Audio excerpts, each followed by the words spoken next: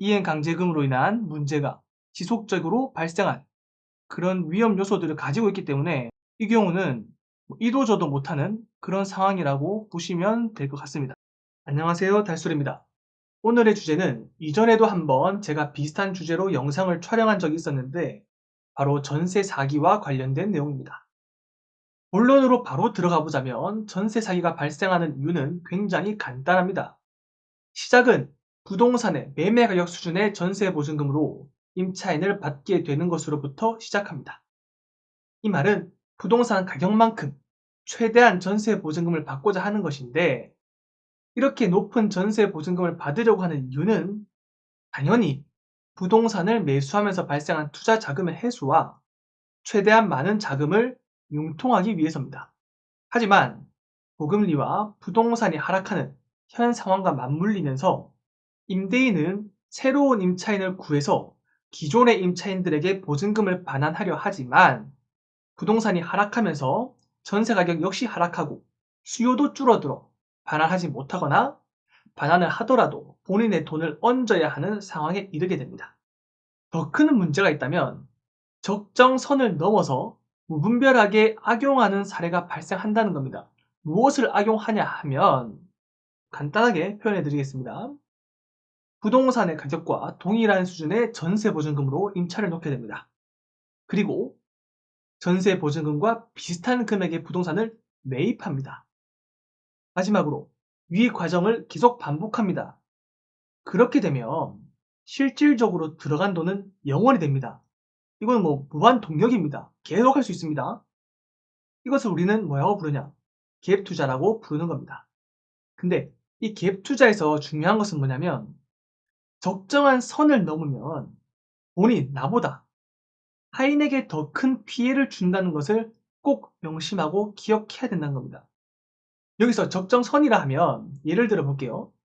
2억 원의 부동산에 1억 3천 또는 1억 4천 전세를 놓는다면 행여나 집주인이 전세 보증금을 반환하지 못할 경우 집을 팔면 됩니다. 그것도 아니라면 경매에 넘길 경우 충분히 임차인은 전액 배당을 받을 수 있습니다. 이런 경우라면 전세라는 제도 자체에 불만을 가진 분들 외에는 굳이 뭐라고 탓할 이유가 없습니다. 필요성이 없습니다. 하지만 이렇게 선을 넘은 무분별한 갭 투자로 인해서 부동산을 수십 채 또는 수백 채를 매입한 사람들이 조금 전 말씀드렸듯이 보금리와 부동산 하락기를 맞으면서 반환하지 못한 전세 보증금만 수십억 원에 달하는 큰 피해가 발생하게 되는 겁니다. 그렇다면 이 끝의 결말은 무엇이냐? 이 끝의 결말은 경매입니다. 그렇다면 이 마지막 경매를 통해서는 보증금을 반환받을 수 있을까? 경매에 내보내도 답이 있을까? 라고 물어본다면 저는 사실상 불가능에 가깝다라고 말을 할 수 있을 것 같습니다. 그 이유에 대해서는 사례를 통해서 알아보도록 하겠습니다. 먼저 첫 번째 사례입니다. 인천에 위치한 빌라고요. 감정 가격은 7,500만 원입니다. 보시면 임차인도 있고 이 임차인의 보증금은 6천만 원입니다. 등기부 현황을 보니까 별다른 권리가 없고요. 임차인 안씨가 직접 경매를 신청한 사건이네요. 이 임차인은 대항력이 있기 때문에 보증금 6천만 원이 전액 변제되지 않으면 받지 못한 부분은 낙찰자가 이를 떠안아야 됩니다. 그 말은 이 부동산의 감정 가격은 의미가 없다는 소리입니다. 임차인의 전세 보증금이 최저 매각 가격이 되는 겁니다. 입차일자에게 경매라는 건요, 저렴하게 낙찰받는 것이 목적입니다. 하지만 현재 감정 가격 7,500만 원과 전세 보증금을 비교했을 때 전세가율은 80%입니다. 그리고 사용 승인을 보시면 95년도에 지어졌습니다. 약 30년이 된 노후화된 빌라고요. 로드뷰를 통해서 현장을 조금 더 살펴보겠습니다. 보이시는 여기가 목적물인데 로드뷰를 통해서 확인해 보면 일단 입구가 굉장히 좁습니다. 일방통행이고요. 여기 보이시는 이 빌라입니다. 지금 가까이 보면 주차를 할 만한 공간이 나오질 않습니다. 주차도 못하고 굉장히 좁은 도로고요. 외관을 보시면 굉장히 노후화된 것을 볼 수 있죠. 옆에서 보더라도 굉장히 오래된 걸 볼 수 있습니다. 그리고 내부를 들어가 보기 전까지 단정 지을 수는 없지만 인테리어도 해야 할 확률이 높아 보입니다. 그래서 전세 보증금 6천만 원과 이런 부가적인 비용들을 계산했을 때 과연 저렴하게 살 수 있는 그럴 만한 가치가 나오냐? 아마 나오지 않을 확률이 높습니다. 그래서 다시 경매지로 돌아가겠습니다. 저렴하게 낙찰을 받고자 하는 입찰자 입장에서는 사실상 입찰 가치가 없는 물건입니다. 따라서 계속 유찰이 된 걸 볼 수 있고요. 600만 원까지 떨어졌지만 대항력이 있는 임차인으로 인해서 입찰을 할 수 없는 물건입니다. 이 경우는 임차인이 셀프 낙찰을 통해서 소유권을 이전받고 거주를 계속 하거나 아니면 매도를 함으로써 돈을 충당해야 하는 그런 경우라고 보시면 되겠습니다. 이어서 두 번째 사례 계속 보겠습니다. 두 번째 사례는 셀프 낙찰도 기대하기 어려운 상황의 물건입니다. 여기 경매지를 보시면 현재 감정 가격은 1억 4천만 원입니다. 그리고 임차인도 있고 임차인의 보증금은 1억 3,500만 원이에요. 이 경우 역시 앞선 사례와 같은 맥락으로 보시면 됩니다. 대항력이 있는 임차인이 있고 전세 보증금이 감정 가격과 거의 동일하며 그렇기 때문에 입찰자의 입장에서는 저렴하게 낙찰을 받을 수 있는 여지가 없기 때문에 입찰할 필요성이 없는 물건입니다. 결론적으로 셀프 낙찰을 통할 수밖에 없어 보이지만 한 가지 문제가 있습니다. 여기 참고사항을 보시면 무단증축으로 인하여 위반 건축물로 등재가 되었다. 지금 위반 건축물로 지정이 되어 있는 겁니다. 위반 건축물로 지정이 되면요. 이것을 해소할 때까지 이행강제금이 매년 부과가 되기 때문에 철거에 문제가 발생합니다. 더 나아가서 위반 건축물로 등재가 되면 누군가 낙찰을 받더라도 여기 보시면 잔금 대출에 영향이 없는지 금융기관에 확인하시기 바랍니다. 대출이 나오질 않습니다. 위반 건축물이 있으면요. 그리고 위반 건축물이 있을 경우에는 어떤 부분이 위반인지가 중요합니다. 건물 외부에 뭐 작은 창고라든지 다용도실이라든지 그런 거라면 간단히 해결할 수 있습니다. 위반된 부분이 어디인지 확인해야 되기 때문에 확인하기 위해서는 건축물 대장을 통해서 우리가 한번 확인해 보도록 하겠습니다. 여기 보시면 건축물 대장입니다. 지금 위반 건축물이라는 노란 딱지가 붙어 있는 것을 볼 수 있습니다. 그리고 아래로 내려가서 변동사항을 보면 되는데 지금 주택과 의거, 위반 건축물 표기, 무단 증축 이렇게만 나와 있습니다.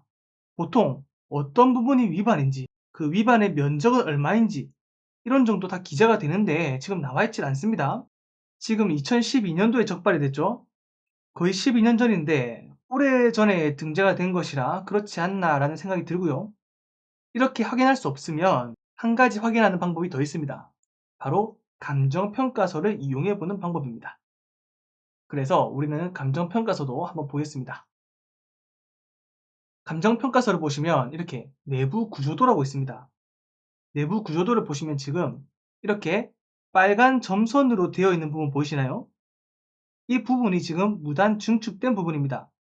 면적은 약 27제곱미터로 생각보다 면적이 큽니다. 그러면 이 도면도로만 봤었을 때는 무단 증축된 부분이 어딘지 와닿지 않을 수 있기 때문에 로드뷰를 통해서 어떤 부분이 위반됐는지 확인해 보도록 하겠습니다. 여기 지도를 보시면 여기가 목적물이고요. 로드뷰를 통해서 보면 바로 이 빌라입니다. 이 빌라인데 지금 4층이 목적물이거든요. 1층, 2층, 3층 요 부분, 이 부분이 지금 무단 증축된 부분입니다. 조금 더 잘 보기 위해서 3층까지는 사실상 이렇게 되어 있고요. 4층에 지금 보이시는 이 부분들이 원래는 없어야 될 부분이라고 보시면 되는 거예요. 조금 더 이해를 하기 쉽게 제가 그림으로 표현을 해봤는데 이게 잘 와닿을지 모르겠지만 이렇게 있다고 보시면 됩니다. 3층짜리 주택에 4층이 이런 형식으로 지금 원래 도면상에는 지어져 있어야 되는데 어떻게 무단 증축을 했냐, 이렇게 파란색 부분만큼 지금 무단으로 증축을 했다라고 보시면 되겠습니다. 이것을 이해한 채로 다시 로드뷰 사진을 볼게요. 자, 이제 조금 와닿으시나요? 이 부분들이 없어야 될 부분이라는 거죠. 생각보다 눈으로 보시기에도 면적이 크죠.